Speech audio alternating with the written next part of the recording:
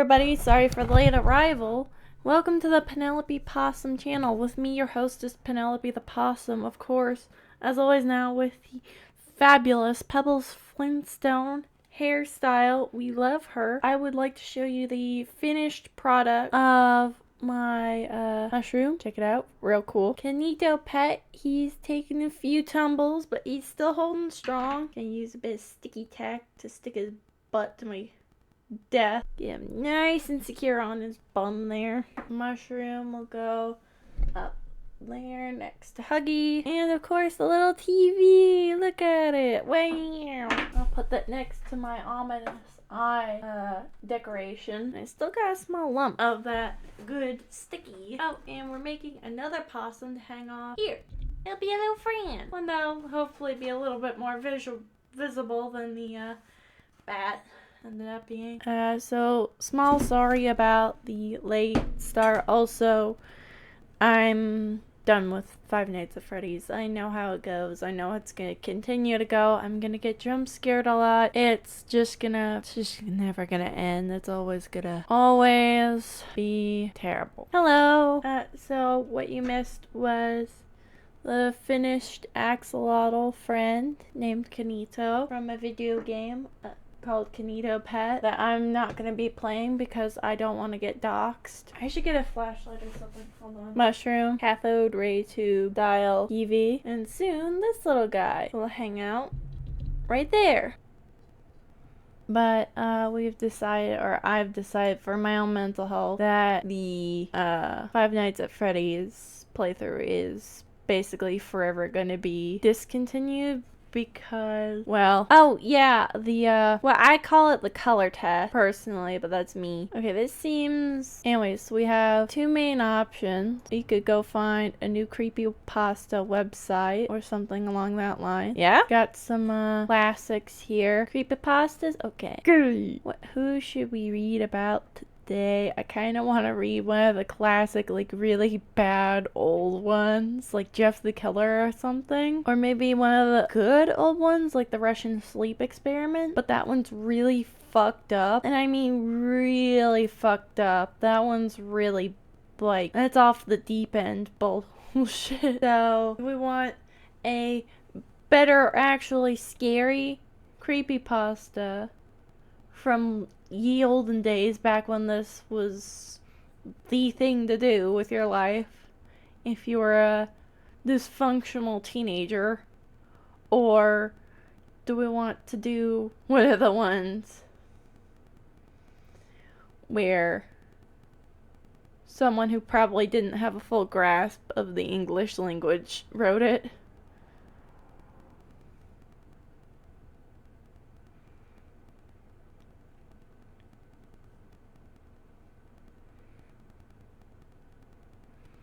And through that lack of knowledge of the English language, the end result sounds not so scary.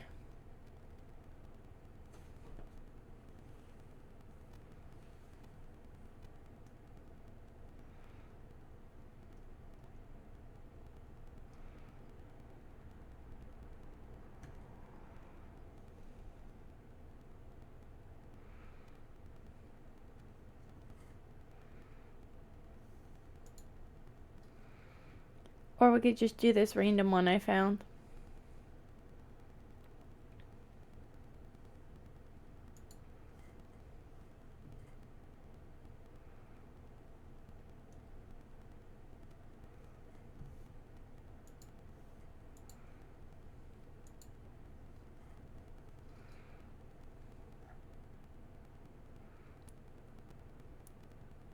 Thank you.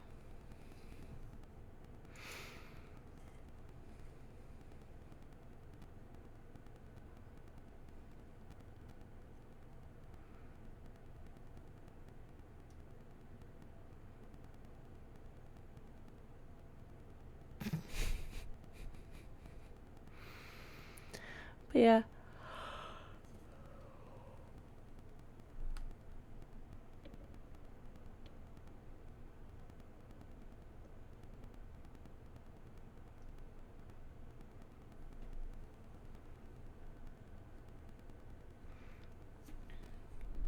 So yeah, what are we thinking? An older or a newer one? Or like good or bad? Are we looking for funny or are we looking for straight up spook? You choose? Okay. I'm just gonna put it completely to random chance. The Seer of Possibility.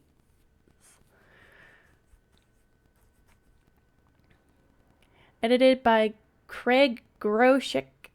Thumbnail art by Craig Groshek. Written by Thomas O. Wagner. And narrated by nobody. So nobody else has narrated this yet. So that's pretty good. And it's got a 9.57 out of 10 from 21 votes. So it's probably not too bad.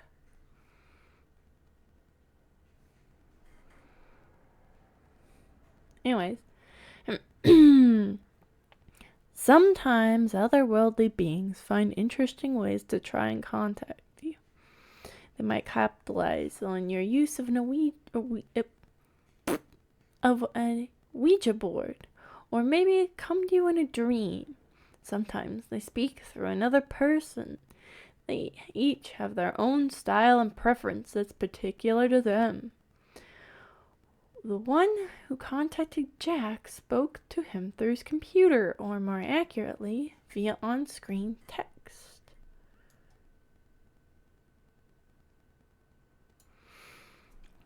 The first time it happened, Jack was seated at his PC, playing solitaire. A blinking red light from the router indicated that his internet connection was down again. This was a near weekly occurrence, and Jack had simply made note of it and returned his attention to the game. That was until the screen abruptly went black. A moment later, red text appeared. Jack wondered briefly if he'd been hacked, or worse. Then he read the text, and everything changed. Hi, Jack. I need a favor from you. You're a very special person, and I know you'll help me. I can't ask this of just anyone. I really need your help. Jack was thoroughly confused. The router light was still blinking red. He couldn't help but wonder if he was on the receiving end of some sort of joke. As if in response to his thoughts, the message continued.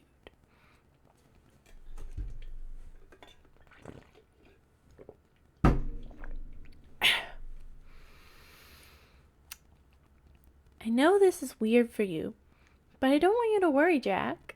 I just have a small, easy favor to ask. I'll make sure you're rewarded. Panic-stricken, Jack reached around and pulled the internet cord completely from his wall.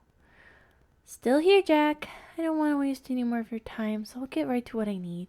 Tomorrow when you go to work, I need you to move the large potted plant that's next to the elevator on the ground floor. All you have to do is pull it out 3 inches from the wall. If you do it at 8:17 a.m., no one else will see you, and no one will be the wiser.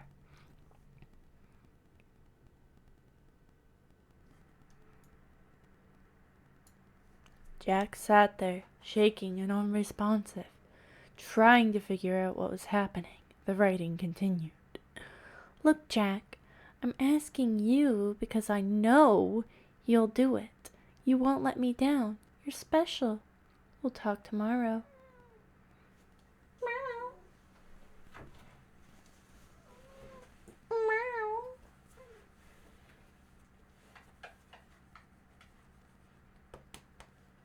Say hello to the internet, cheese. Okay, I get it. You're a whiny baby. A big old whiny baby. Do nothing but whine. See your butt on the camera, dummy.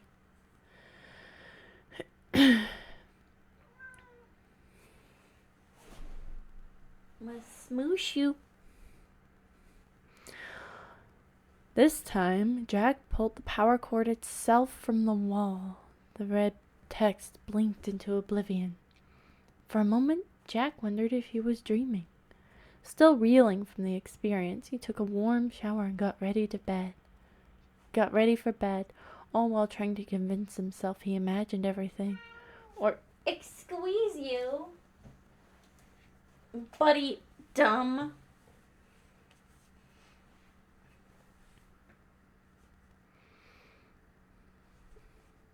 Or that he was the victim of some elaborate joke. But he wondered, who would play that kind of joke on him?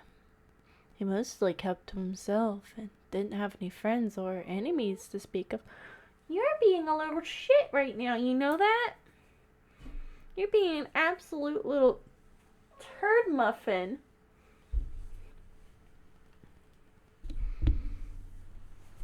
Shoot.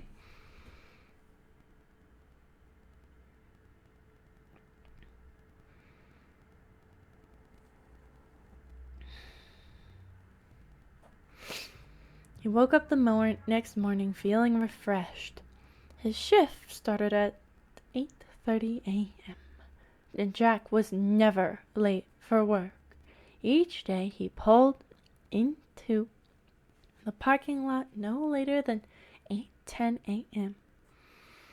Normally he'd just go right in, but the message had told him to move the plant at exactly 8:17. Was he really going to do it? Overnight, Jack's fear mutated into curiosity. What was the harm in doing as he was told? So what if he moved the plant? It wasn't wrong or illegal. The most reasonable course of action, then, in Jack's mind, was to move the plant. Jack made up his mind. He'd do it. He would move the plant 3 inches from the wall as requested, and nothing would happen. Then he'd be able to put this whole crazy matter behind him. 1 minute before 8:17, Jack left his car and walked towards the building. He entered the foyer exactly at the exact time he was supposed to. The message was right. There's people outside making noise.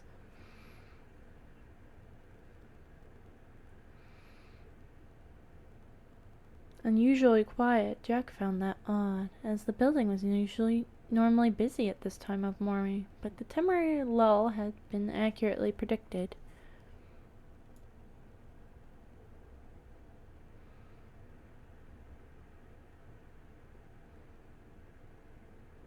Jack took a deep breath and he made his move. He walked up to a large potted plant placed firmly between 2 elevators of the lobby of the 10-story building.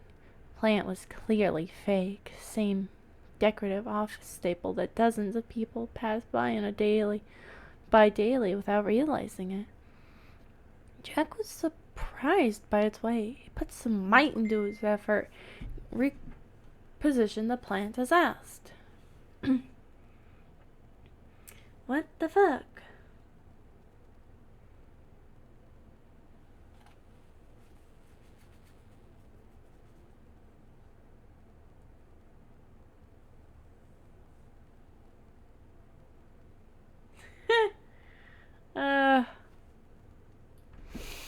Crazy. Excuse? Could I not just... Hold on.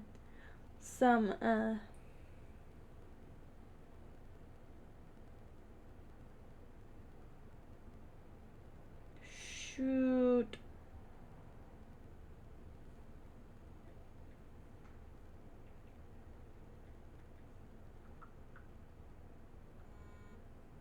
Gonna put it on vibrate so it's not as annoying.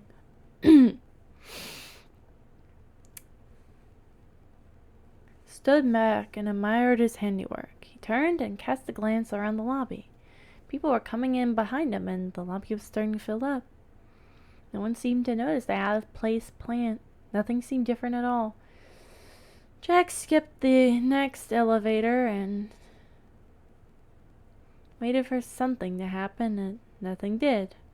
Finally, Jack entered the elevator and made it to his 7th floor cubicle on time as usual. Jack's coworkers, if asked to describe him, would likely refer to him as polite and quiet. respectful, and competent. What they failed to realize is Jack didn't care for other people that much. It's not to say he disliked anyone. Rather, he had very little interest in getting to know them or being their friend. All save for one. Could I please get a moment?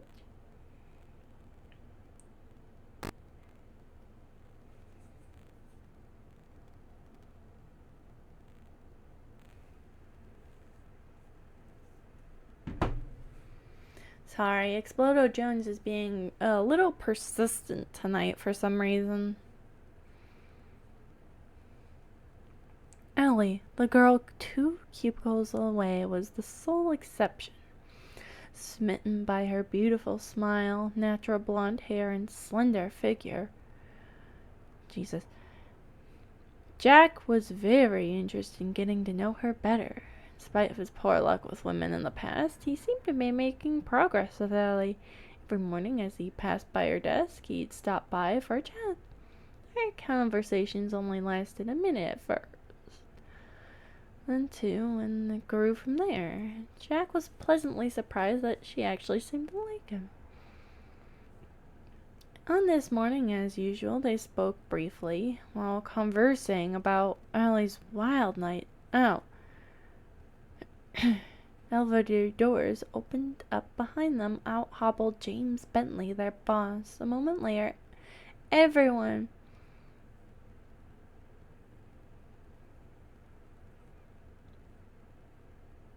in the office was startled to hear Bentley shouting and cursing in pain. Ellie was quick to inquire, "Oh my gosh, what happened, Mr. Bentley?" "Ah, it's my foot. The plant in the lobby. Someone ought to move that stupid thing. I ran straight into it and twisted my ankle." Bentley winced each time his injured leg touched the floor. Allie rushed to his side to offer assistance. "Mr. Bentley, sir, let me help you. You can barely walk." Allie's concerned reply. "Do you think you'll need to go to the hospital?"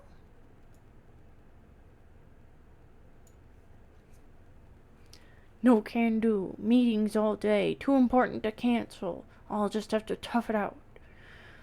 Jack left Allie's cubicle mid-conversation and sunk down into his chair, stunned. It was all his fault. He was sure of it.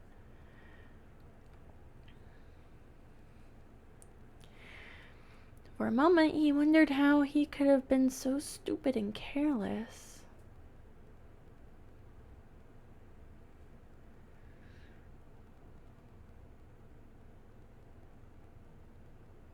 Still, he reasoned there was no use in worrying about it now. The damage was done. Besides, a twisted ankle would heal, and everything would be all right. Upon his return home, Jack went immediately to his computer and turned it on. As soon as the computer booted up, the screen went black and a new message, the same familiar red, popped up. "How was your day, Jack?" He sat there, staring at the screen, unsure how to respond. The message on the screen continued. "Actually, I know how your day was, but never let it be said that I'm not polite. You're wondering what's going on. You want to know why James Bentley had to twist his ankle. Well, Jack, this chain of events isn't done playing out.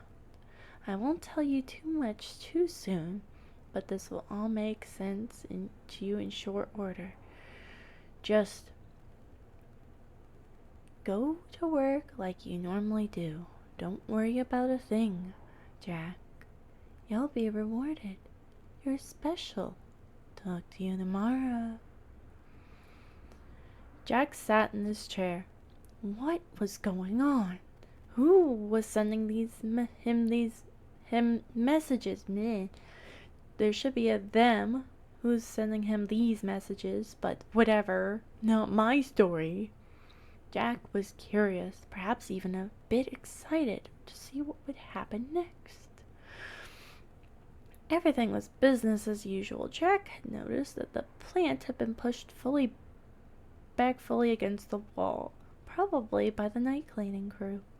James Bentley showed up shortly after lunch, hobbling into his office on his one good foot.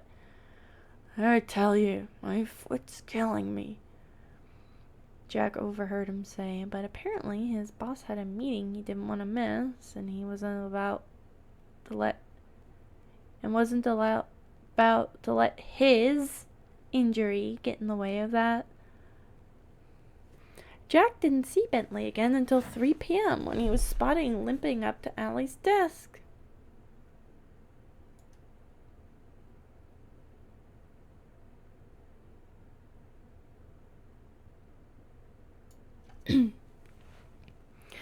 Allie, Bentley asked, you're not doing anything right now, are you? No, sir. Nothing that can't wait till tomorrow, I guess. Good. Could you please drive me to see my doctor? I probably should have gone yesterday, but I just couldn't get away. Pretty sure I broke my ankle. Barely made it in there this morning. And driving is practically impossible. We can take my car if you want. Yeah, of course, Mr. Bentley. I don't have a problem taking you. Turning to Jack, she said her goodbyes. See you tomorrow, Jack. Allie put on her coat and trailed behind Bentley as he struggled down the hallway.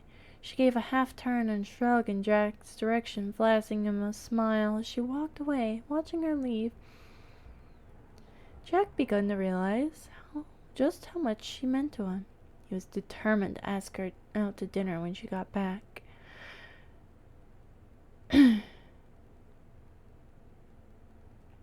In a few minutes, the entire office overheard the blaring of a semi-trailer's horn, followed by the sound of screeching brakes.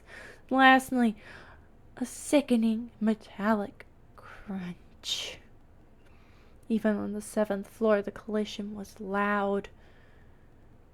The office workers gasped and ran to the windows. A colleague gasped, Is that Mr. Bentley's car? Hard to tell it from up here, someone responded. It's so banged up. One moment.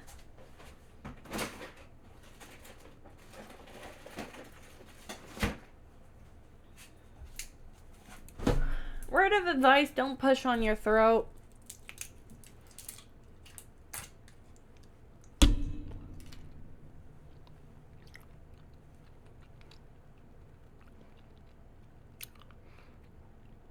The horrifying implications of what had just happened were immediately obvious to Jack. No, no, no! He cried. This can't be happening! Shaking, Jack ran to the elevator and headed to the ground floor. Accompanied by several bawling co-workers as they joined the growing crowd. Bleh. Around the scene of the accident, Jack heard the far-off sound of emergency sirens. Looking beyond the gawkers, he could see that the 18-wheeler had hit the car's broadside, and that Allie had been ejected from the vehicle through the windshield and was now laying on the pavement, motionless. Still seated in the passenger side of the car, a look of shock evident on his blood-covered face. Jack couldn't tell if he was alive. The driver's side, where Allie had previously been seated, had taken the brunt of the damage. The space she had once occupied been crushed to a third of its original size.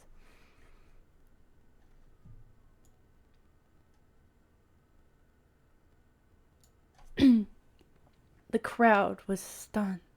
The combined sound of crying, screams, and sirens was deafening. From his vantage point, James watched in shock and horror as the paramedics attended to his former companion's twisted, broken body, but even before they arrived, he knew Allie was dead.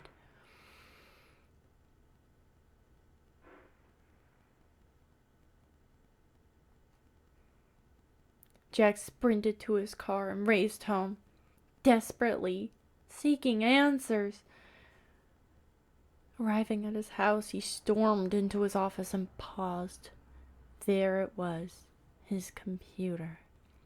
He reached for the power button, but then hesitated and retracted his hand. He wanted to turn it on, but was afraid of what he'd discover. Was he really the one that's responsible for Allie's death? The whole chain of events started with him. In truth, he already knew the answer. Finally, after several minutes spent pacing the room, Jack mustered the courage to boot up his PC.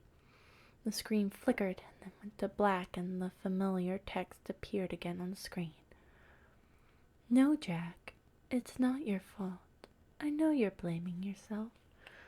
But all people die eventually. Some just sooner than others." Jack stared at the screen. He resisted the urge to throw the monitor to the ground. After a moment, the writing continued. "Jack, I'm gonna tell you something, and I really need you to seriously consider everything I'm about to say. You thought you were in love with Allie. The truth is, you were just lusting after her. Forgive me, but every once in a great while, it's best to be blunt.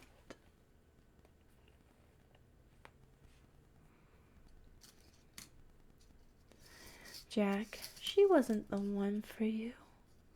She would have made your life miserable.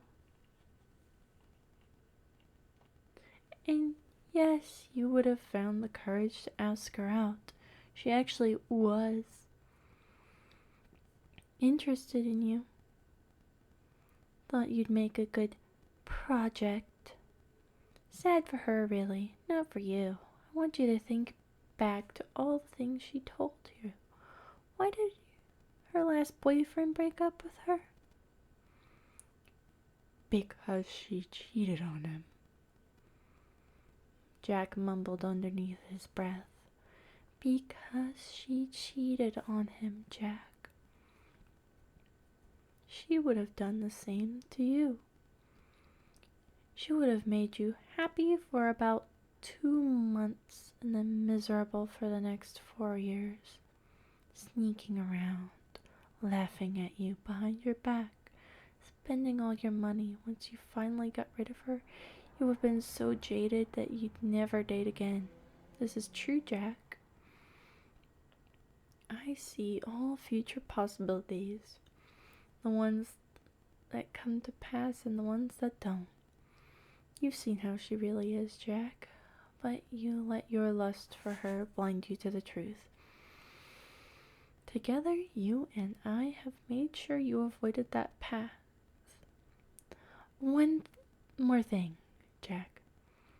This isn't done playing out yet. There's more to come."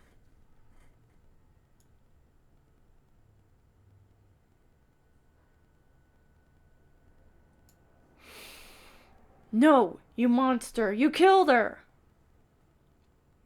Jack screamed and threw the monitor from the desk. It landed on the floor in an explosion of sparks.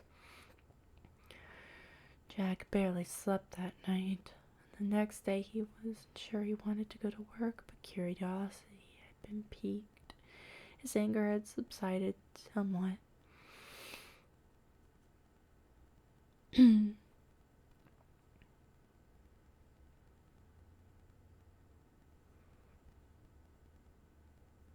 No work was done that day at the office. The company brought in a grief counselor. There should be an A in that sentence, but okay. People shared their thoughts, cried, and hugged. James Bentley had survived the accident, but was in a coma. The doctors thought he might recover eventually, but no one could be sure. In the late afternoon, Jack was approached by Diego Salbera, the head of his division. Sabara was blunt and upfront, and he offered James's position to Jack. Technically speaking, it was a promotion, albeit intended to be a temporary one, but Bentley would be out for months at least. Let's keep this low-key for now. No, that's not the right voice. Let's keep this low-key for now. That's better, Sabara had told him. I know it might seem quick, but the Lancaster project Bentley was working on can't be stopped. It's too important to the company. I need someone in charge right away. This cannot wait. Stunned, Jack accepted the promotion. He left work with a strange mixture of feelings. He's not really sure how he felt about anything. On his way home, he stopped at the electronics store and bought a new monitor. He made it home and powered up the computer. Once again, the writing appeared on the screen. Jack, I just want to be the first one to congratulate you. I'm proud of what you've accomplished. Jack stared, unblinking, at the screen. Jack, I must beg your forgiveness. I haven't properly introduced myself. I am the seer. As I said before, I see what will be and also what can be. Mine is a powerful gift indeed. But for all my power, Jack, there are limitations. I can see and make predictions, and with enough effort, I can communicate. But I don't have a body, regrettably. Mine was taken from me a long, long time ago. And that's why I need you, Jack. Think of me as an artist of sorts. A painter, if you will. And you'll be my brush and canvas. I want you to work with me, Jack. It's quite simple. All I ask is you complete simple tasks for me from time to time. In spite of everything that had happened, Jack had to admit he was intrigued.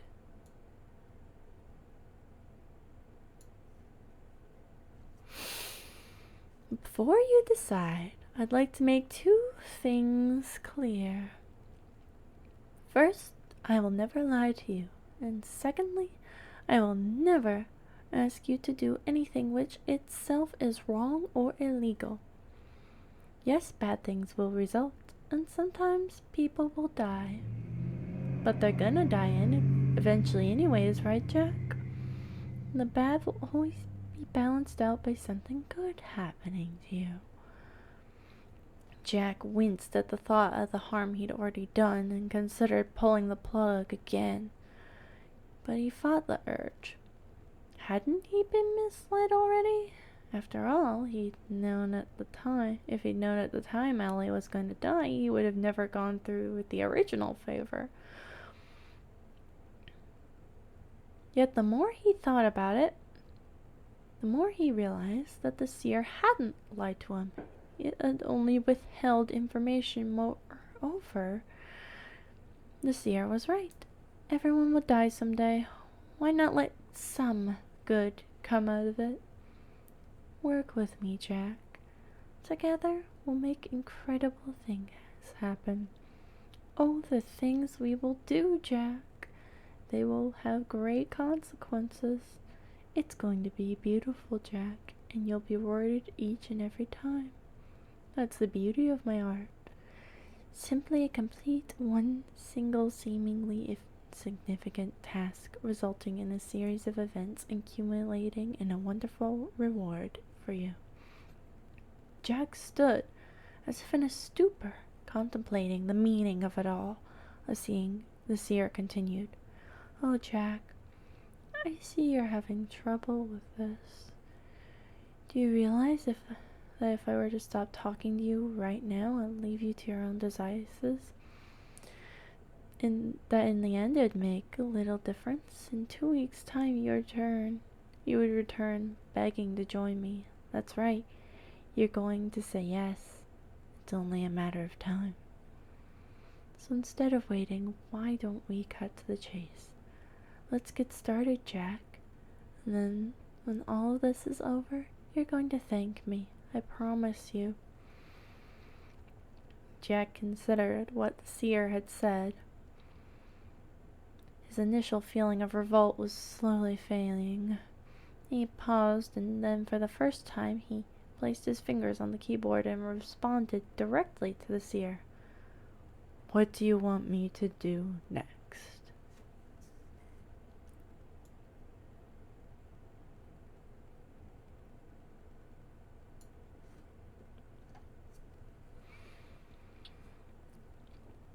As years passed, Jack did every favor the seer asked of him. And as the seer had promised, Jack was rewarded for his actions each time. The rewards often came in unexpected and interesting ways. One of the more memorable experiences for Jack happened about 2 years after he first agreed to get involved. Jack, I need you to go downtown tomorrow. The seer requested. Enter Garman's Liquor at exactly 12:37 p.m. A man will ask you a question. The answer you're going to give him is 27.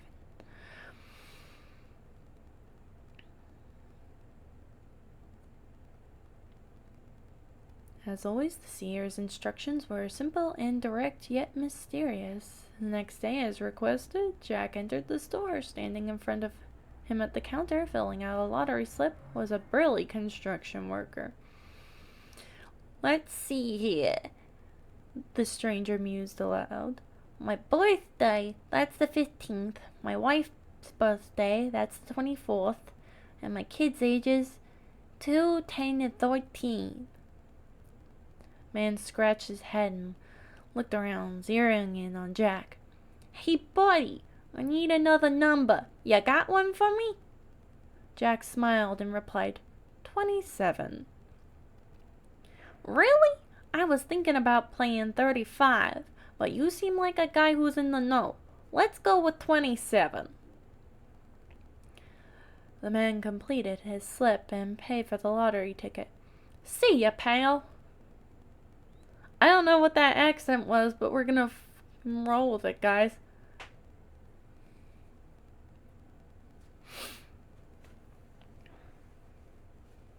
He said happily, giving Jack a pat on the shoulder on his way out the door. Jack tried not to put any more thought into what would happen to this man. Just let these things play out, Jack. You'll never know. You'll never guess how things end up, so just let yourself be surprised. The seer had advised him. Oh, I was supposed to be in the seer's voice. Whatever. I did it in Jack's voice. Eat my nuts.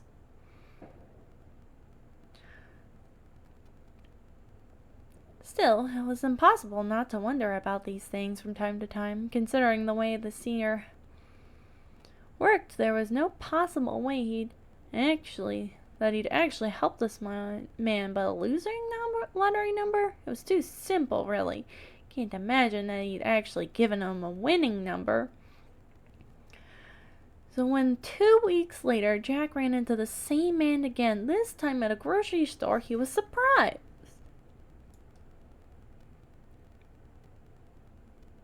Hey buddy, I remember you. Check it out, I won. Indeed, the man looked like $1 million. Dressed in brand new clothes, sporting a new gold watch, and not to mention a big goofy smile. I didn't ever think I'd see you again, but boy am I glad you're here. I never could have won without you. Hey, let me buy you these groceries. No, wait, that's not good enough. Hold on just a second. Reaching into his pocket, the man removed his checkbook and promptly wrote Jack a check for $10,000. It's the least I can do for you. My good luck charm. You always gotta treat people right. After thanking the man and feeling a bit confused about the whole thing. Jack raced home to his computer. After turning it on, the seer's writing had appeared on the screen. "Well, Jack, how does it feel to be $10,000 richer?" "It feels good." "It feels good, but we've never helped anyone before. Why are we starting now?" Jack asked that question with a tinge of guilt. He never liked to admit that people were being hurt by his actions, but in this case, curiosity drowned out any feelings of remorse. "Oh, Jack, we haven't helped anyone. Yes, that man is happy now, but he'll have lost every penny within 2 years. You saw it yourself. He just gives money away. Old friends, lost relatives, they're all gonna come asking him for money. And there will be some very bad investments as well. The stress of losing everything will lead his wife to leaving him. She'll take the kids too. He'll be alone and broke, a ruined man who would have been much better if he'd never won.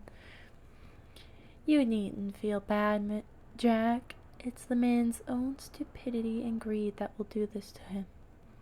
Jack felt some regret, but the seer's rationalization and focusing on his own reward had always put him at peace in the end. 3 years, no two tasks were ever alike.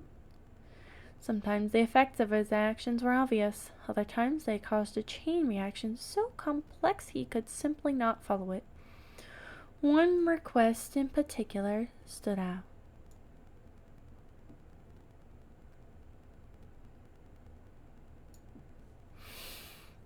"Go to the county administrator's building," the seer once advised, "and park in space number 43 at 4:47 p.m.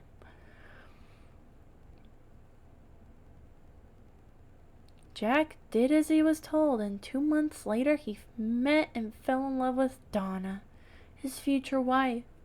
He wouldn't have known the two events were linked if he hadn't asked the seer about it. "Jack, when you parked in that space, you caused the person who would parked there to use a different spot. She bumped in the car next to her. Barely made a scratch, but she called her insurance agent anyways, causing him to leave the office late. He missed the train home.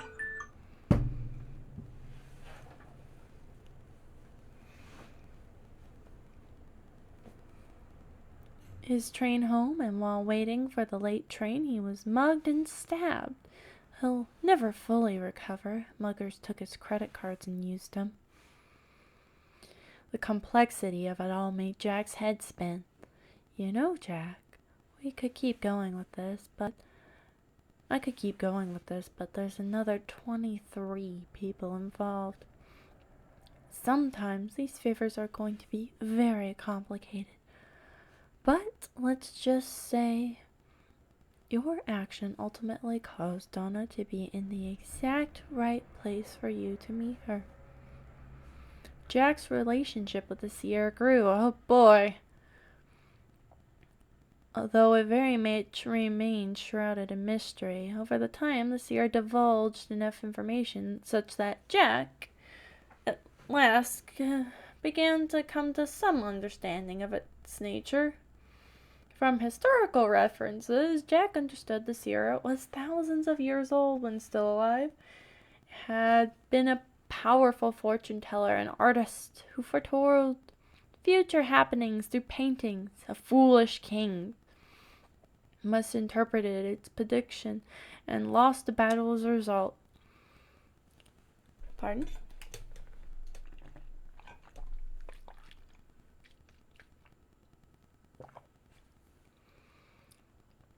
Had the seer executed, unencumbered by physical senses and existing in a lonesome void, the seer's ability expanded exponentially. After some time, the seer learned to communicate with the living and began reaching out to those it found responsive, Jack included. The seer, of course, appeared to know everything about Jack. All things considered, Jack considered the seer a friend, although albeit a dead one. Jack was grateful to the seer as well, as the result of an agreement between them. Jack had a well-paying job, a nice house, a beautiful wife, and the respect of others. For the first time in his life, he realized he was truly happy.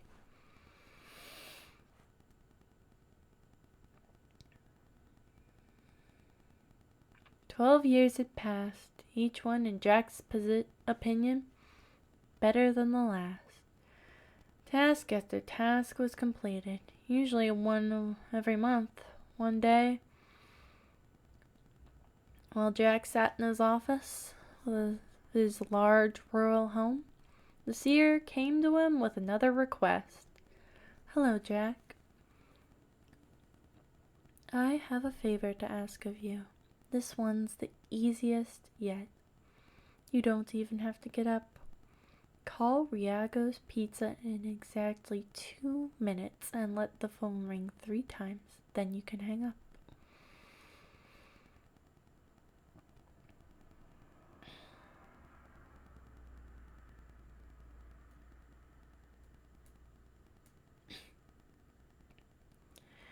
Jack smiled, nice and easy.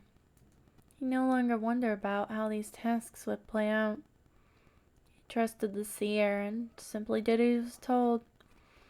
Jack made the call, and exactly 2 minutes later, the quietness of the household was broken.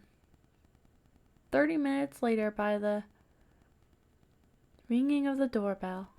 I should have put a pause between those, but whatever. Jack found this odd. Neither he nor Donna were expecting anyone. Jack looked out the peephole and saw a pizza delivery boy. The logo on his cap said Riago's Pizza. Jack opened the door.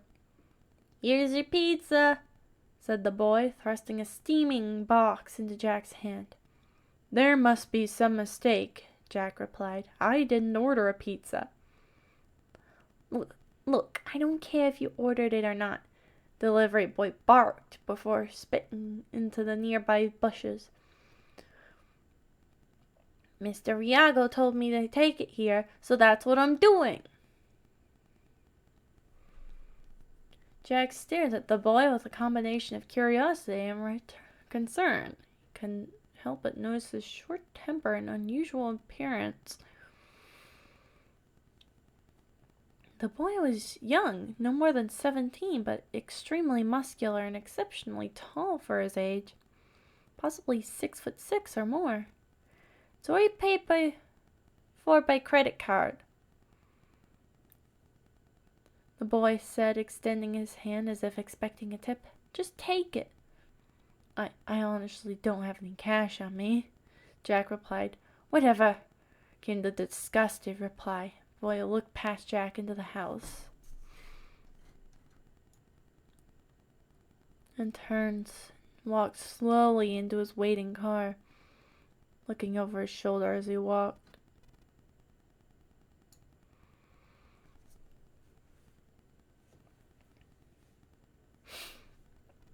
Jack closed the door and took the pizza to the living room, where Donna was watching TV. After explaining what had happened, he excused himself to go up to his office, promising to return shortly. Donna opened the pizza and took a piece. "Come back soon, sweetie. This pizza's got all your favorite toppings on it." Donna giggled as she took a bite. Arriving at his computer, Sear's word appeared on the screen. "Confused, Jack? Don't be. Your neighbor down the road ordered the pizza." Mr. Riago told the boy the correct address, but a ringing phone made it difficult for him to be heard clearly. "So you've got to get the boy credit. At least he got the street right."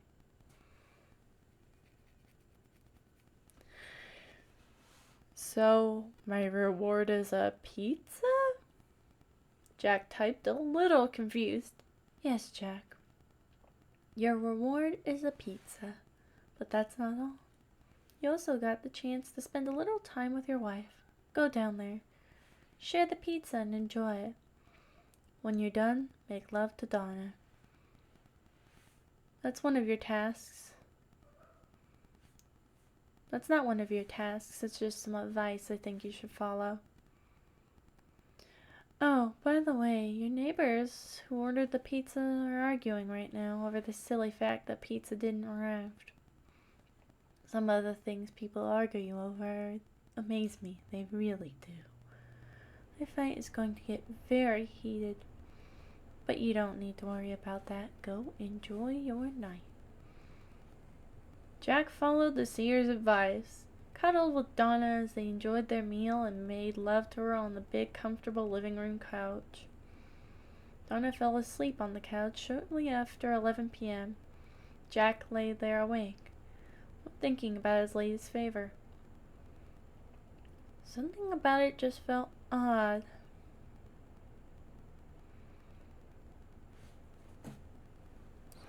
Carefully extracting his arm from under Donna, Jack left the living room, and headed upstairs. Sitting down at the computer, Jack typed, "Are you there?" "Yes, Jack. I'm always here. I've been waiting for you to come back. That pizza delivery boy, he was quite the specimen, wasn't he?"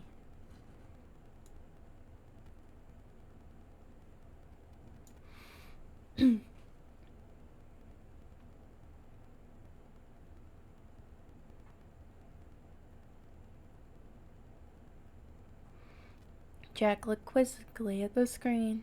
The seer continued, "He's an horrible employee. He was only hired 3 days ago, and Mr. Riagavori wants to fire him. As a physical specimen, he's strong, fast, and very observant.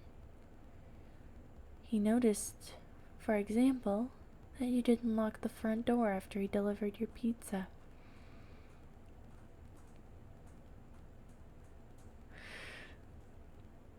"What?"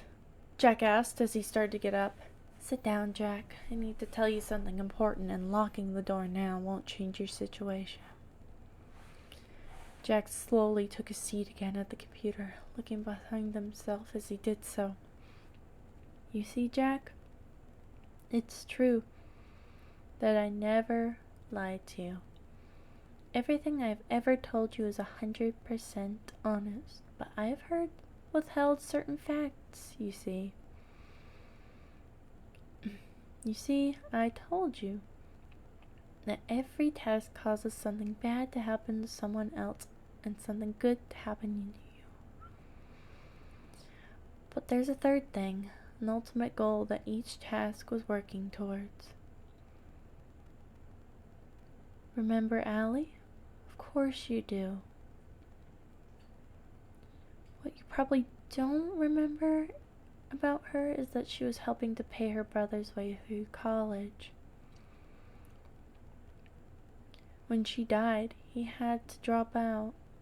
He was going to be a great psychologist, but now he works in a factory instead. It's really too bad for a pizza delivery boy. He could have used a good therapist a few years ago, but that good therapist wasn't there for him. Instead, he was attended to by some quack. And remember our lottery winner? I know you do.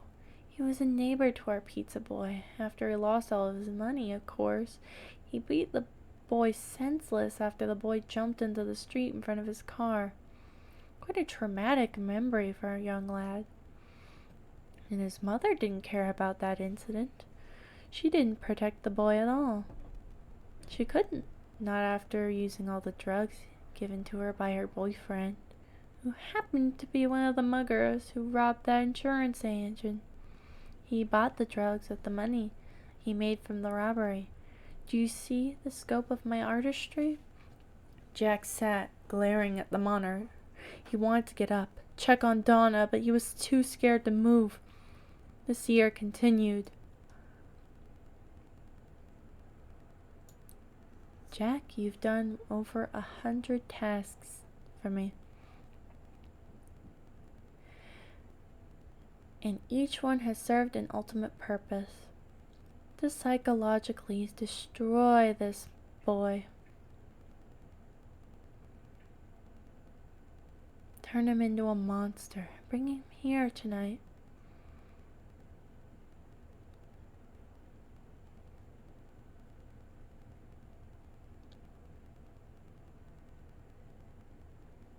Don't you see, Jack? This involved tens of thousands of people and billions of possibilities. If you had failed to complete even one of the tasks, the whole chain would have collapsed. This was orchestrated by me, set in motion by you. Together we've done something wonderful. This is a masterpiece of human manipulation, our masterpiece, and it all begins and ends with you. 2 perfect points in time. Tonight, after a wrong address and no tip, this boy finally snapped.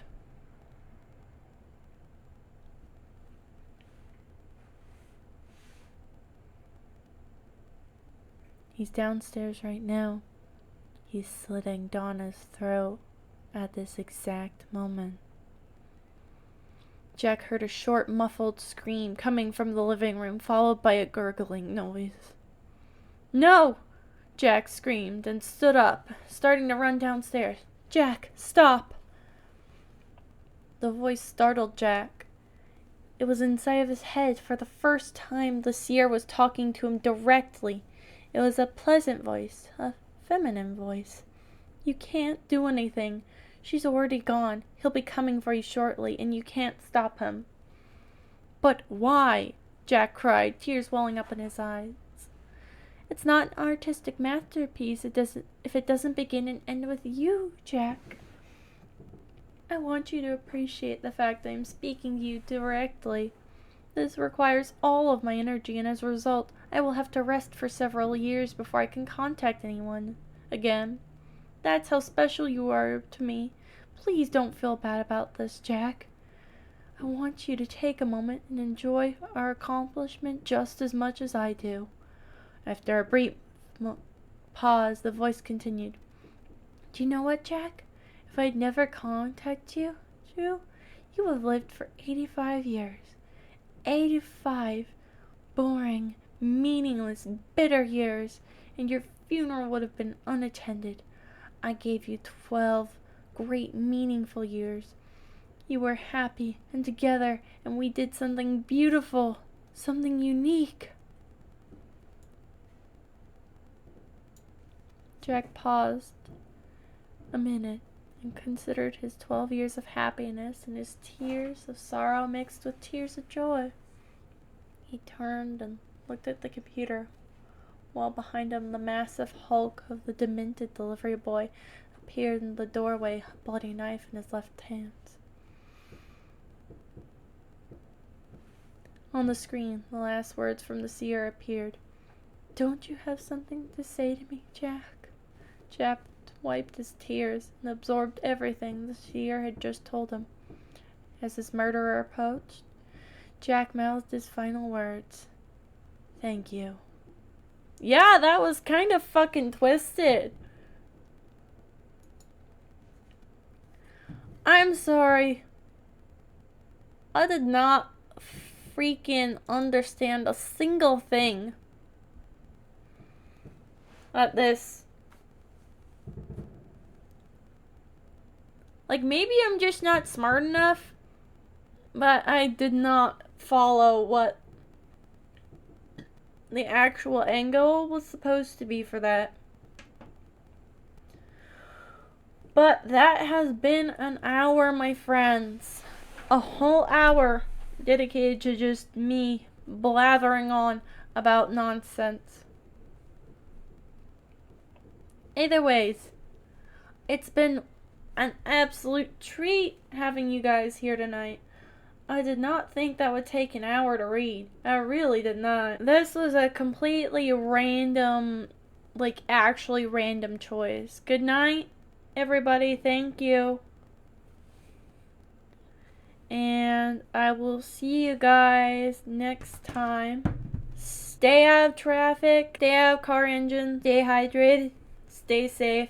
Goodbye, I love you all.